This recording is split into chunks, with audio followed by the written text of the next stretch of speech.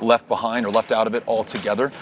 We have a chance to demonstrate the kind of leadership that I would provide as president, and hopefully connect with people in a way that correlates with the polling, which is so important to qualify for these future debates. Can I just switch topics for one quick second?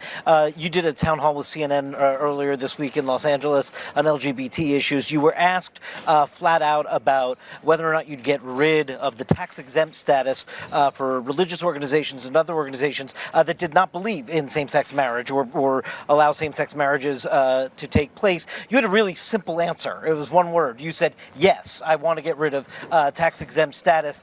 Do you think that has that answer sort of pushes some people away that maybe you would want to bring in? Because there are people who work at religious organizations, and it is fundamentally against their beliefs, and the separation of church and state suggests to them that their status should not be threatened by the fact that they don't see in their practice performing a same-sex marriage. Yeah, I agree with them that they should be able to believe whatever they believe. They should be able to practice their faith in whatever way they choose, and that should in no way compromise their freedom to do that or their tax-exempt status if they're a nonprofit organization.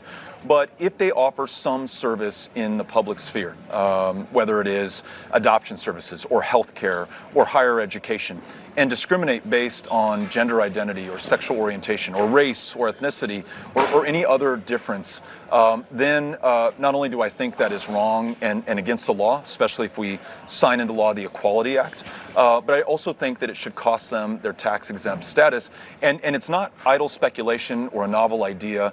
We know that Bob Jones University in 1983 lost their tax-exempt status for discriminating on the basis of race. So I had watched some of those earlier town halls on CNN earlier in the day and understood that the spirit of the question was discrimination in the public sphere. Of course, in your mosque, in your temple, in your church, in your synagogue, that is your business, not mine, nor is it the government's. But the moment you offer a public service, public accommodation, you are held to a higher standard. And as president, I'm going to make sure that we do that.